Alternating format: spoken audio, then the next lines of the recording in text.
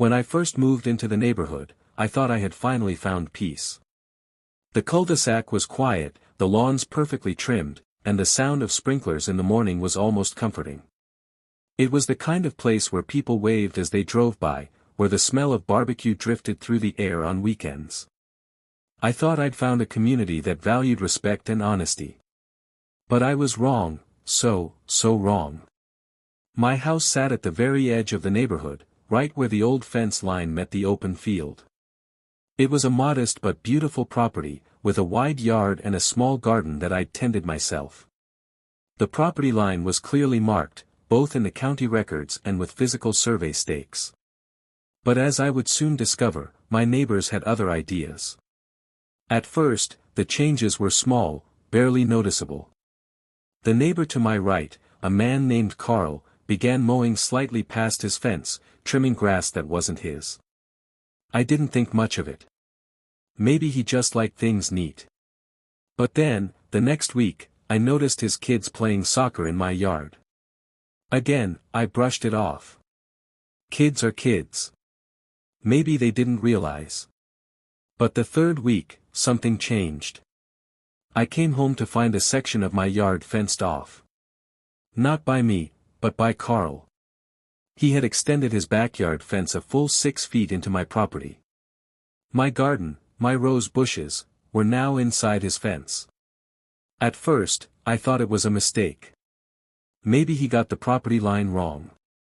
But when I walked over to ask about it, he didn't answer the door. The next morning, I found a letter taped to my mailbox. It wasn't from him, it was from the Homeowners Association. They claimed my property line was unclear, and that until the HOA board reviewed the boundary, shared access would remain in effect. Shared access. That was just their polite way of saying, we're taking your land until we decide otherwise. I couldn't believe it. I had all the paperwork, the original survey, the deed, everything. I went to the next HOA meeting armed with proof, but the board barely let me speak.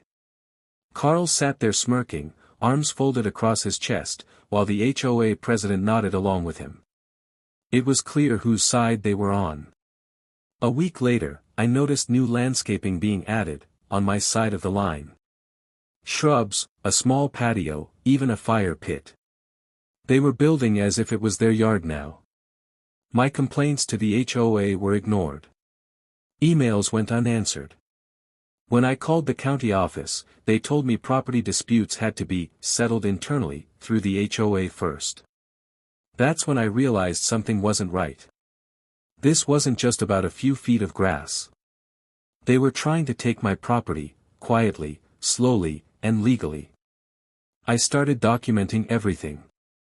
Every change, every meeting, every word.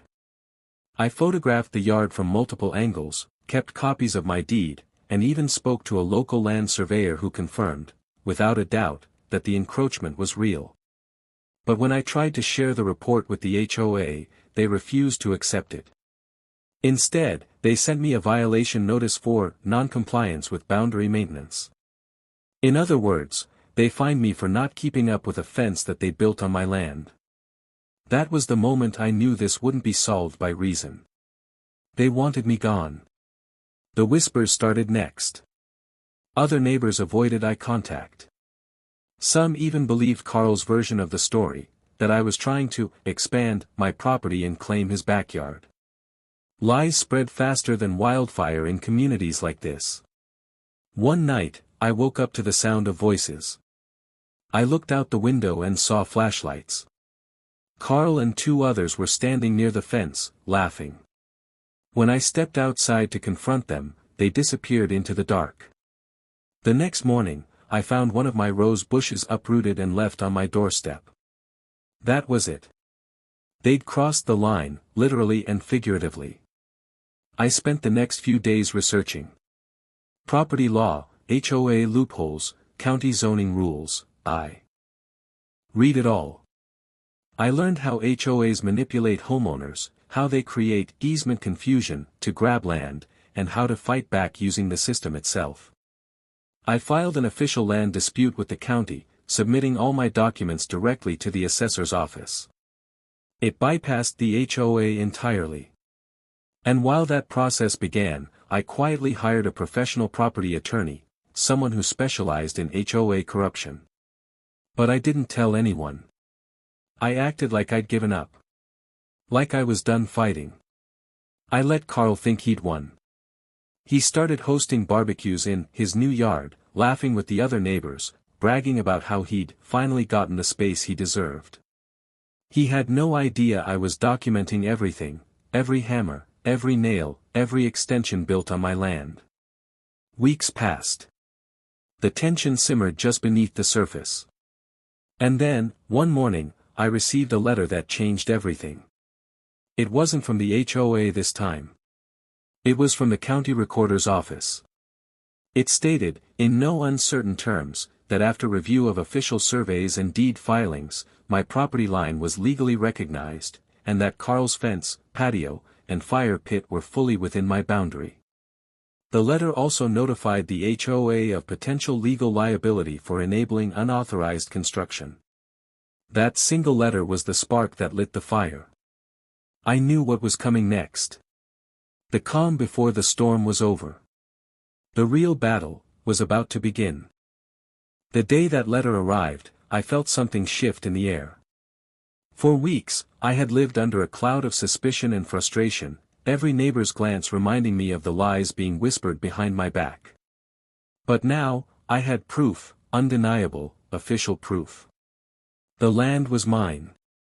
Every inch of it. Still, I didn't rush to show my hand. I wanted the truth to spread naturally, and hit them like a hammer. The next HOA meeting came only a few days later. I walked in quietly, letter folded neatly in my hand. The room was filled with the usual crowd, the same smug faces, the same fake smiles. Carl sat front and center, talking loudly about how he was improving the neighborhood with his new patio. The HOA president, Linda, nodded approvingly, sipping her coffee like nothing was wrong. When it was my turn to speak, I didn't raise my voice. I simply read the letter aloud. The words echoed in the small meeting hall like a courtroom verdict. After full review of the official property records, it is determined that the encroaching structures are within the boundaries of the property owned by. And then my name. The room went silent. Carl's smirk faded instantly. His eyes darted toward Linda, who shifted in her chair uncomfortably. For the first time, there was no response, no accusation, no smug comeback. Just the heavy weight of realization. I placed the letter on the table and left. I didn't need to say anything else. The following week was chaos. The HOA tried to cover their tracks, claiming they had acted on incomplete information. Carl, however, refused to take down the fence. He insisted the county made a mistake and demanded another survey. But every step he took only made things worse for him. The county inspector came again, this time at my request, and confirmed the findings in person, while I recorded the entire thing on video. That recording would soon become my strongest weapon. I uploaded it online, sharing the truth with the local community. Group. I didn't rant. I didn't insult anyone. I simply showed the facts, the survey lines, the letters, and the HOA's false fines. Within hours, the post spread. People were shocked. Comments poured in. Homeowners from nearby neighborhoods began sharing their own HOA horror stories. And just like that, the story escaped the little bubble they'd tried to trap me in. The next morning, Carl's wife was seen tearing down their private property sign. The HOA inbox was flooded with angry messages from residents demanding accountability. Linda called for an emergency meeting, but this time, it wasn't to discuss my non-compliance. It was to deal with the fallout they'd created. But they still underestimated me. You see, while all this was happening, my attorney had been working quietly in the background. We weren't just seeking acknowledgement. We were building a case, one that would make the HOA regret every threat, every lie, and every fine they'd issued. The legal term was malicious interference with property rights. And according to my attorney, we had more than enough evidence to prove it. The letter from the HOA, the violation notices, even the construction receipts Carl had submitted for community improvement, all of it tied together.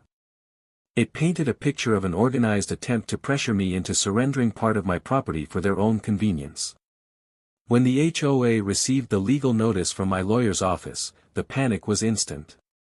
Linda sent me a message asking to resolve this privately. Carl left a note on my door, apologizing and offering to discuss options. I ignored both. Because this wasn't just about a fence anymore. It was about principle, about standing up to people who thought they could bully their way into what wasn't theirs. Soon, the county ordered Carl to remove every structure built on my property within 30 days. The fence, the patio, the fire pit, all of it had to go. He tried to appeal, but the decision was final. The day they came to dismantle the fence, I stood on my porch watching quietly, camera in hand. Piece by piece, the illusion of his extra land came crashing down. But as satisfying as it was, I knew the fight wasn't over. HOAs have a way of hiding behind bureaucracy. A few members started claiming that I had damaged community spirit or brought unnecessary attention to the neighborhood. They couldn't touch my property anymore, but they wanted to make my life miserable in other ways. I started getting random inspection notices. Overgrown weeds. Unauthorized exterior lighting. Fence color not in compliance. Each one a petty attempt to regain control. I paid none of the fines. Instead, I documented everything again and sent it straight to my lawyer. Meanwhile, word continued to spread online. Local news picked up the story. Homeowner fights back against HOA land grab, and wins. The video I posted had been viewed tens of thousands of times.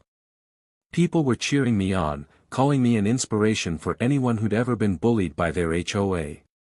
But behind the cheers, something darker was brewing. Late one night, I woke up to a noise outside. It wasn't the sound of laughter this time, it was hammering. When I looked out the window, I saw Carl in the dark, trying to reinstall a section of the fence. Anger surged through me, but I didn't confront him. I called the sheriff instead. When the deputies arrived, they caught him red-handed. He claimed he was fixing property damage, but with the previous county order in place, that excuse didn't hold. They made him stop immediately and warned him that further action could lead to trespassing charges. That was the final straw. The next morning, I filed a restraining order and an official complaint with the HOA Regulatory Board. Linda tried to intervene, but she was too late. The board launched a full investigation into the HOA's conduct. Every email, every record, every meeting note, all of it was under review. And when the findings came back, the truth was worse than I imagined. The HOA had knowingly altered boundary maps in their files to simplify neighborhood zoning. In reality, they had redrawn several property lines to benefit their close friends, including Carl. It wasn't just me who'd been targeted. 3 other homeowners had been affected, too. When the investigation report went public, it shattered the illusion of the perfect, peaceful neighborhood. HOA members resigned one by one. Linda tried to save herself by blaming clerical mistakes, but no one bought it. Carl's reputation was ruined. His fence was gone, his patio dismantled, and his standing in the community destroyed. But for me, this wasn't just revenge. It was justice. I had taken back what was mine, legally, calmly, and completely. Still, deep down, I knew this war had left scars. Trust was gone. Every wave, every smile from a neighbor now felt hollow.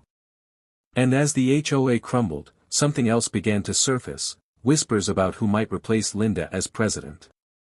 Because power, once taken away, always finds a new home to settle in. And this time, that power was coming for me. After the investigation, the neighborhood wasn't the same. The once polite smiles had vanished.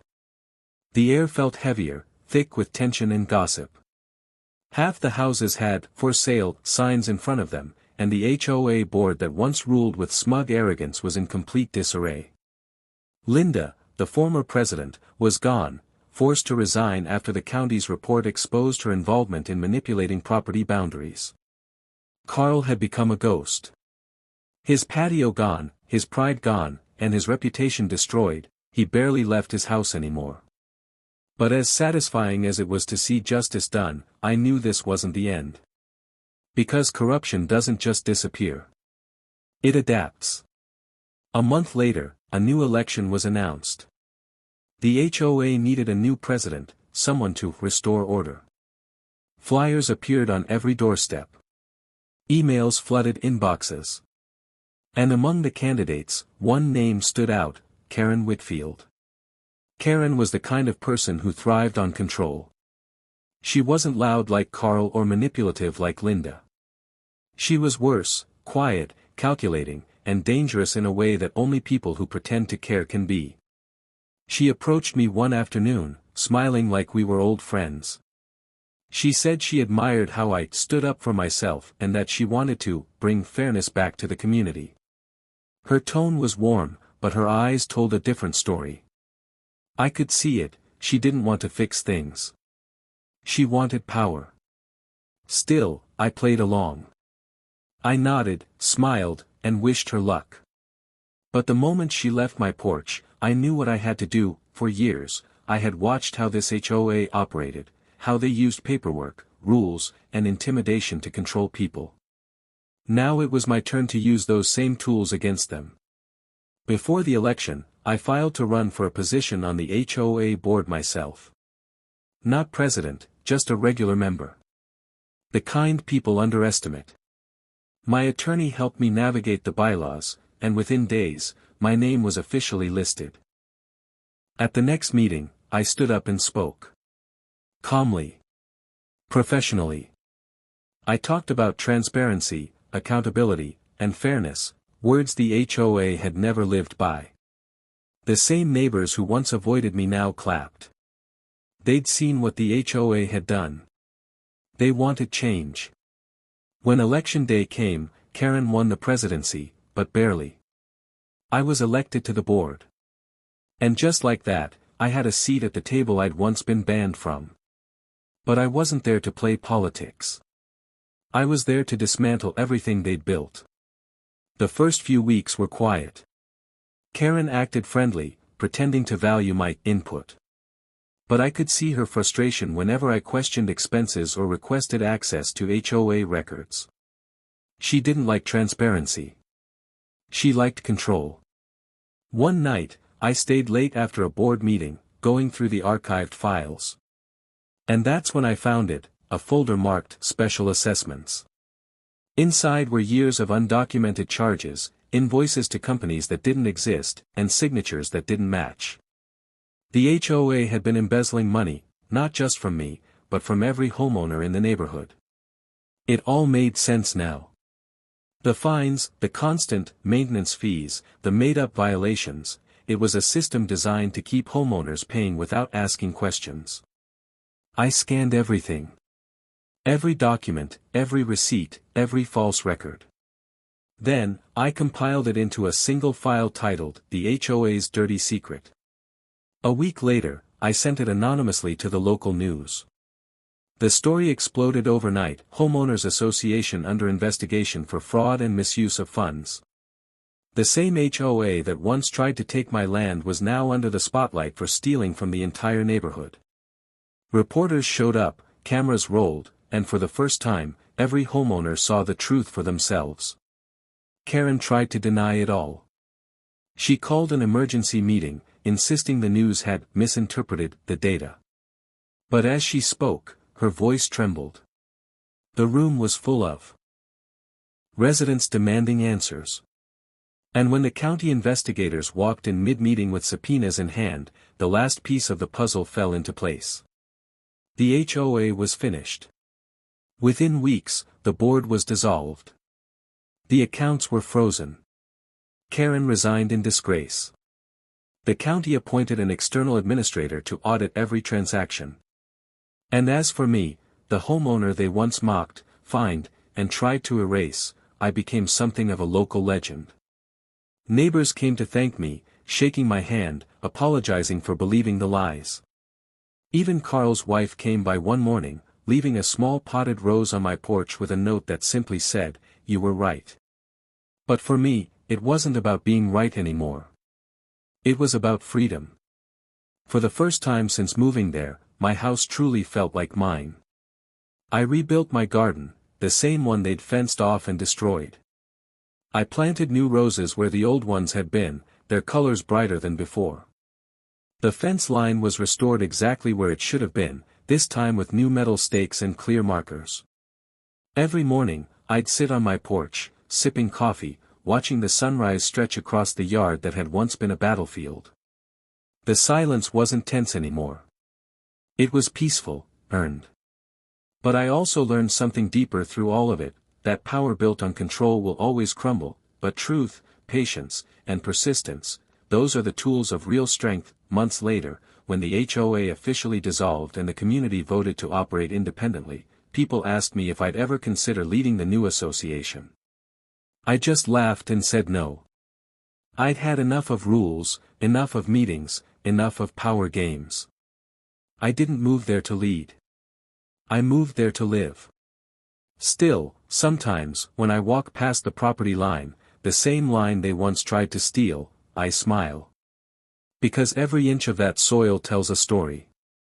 A story of standing firm when everyone else backed down.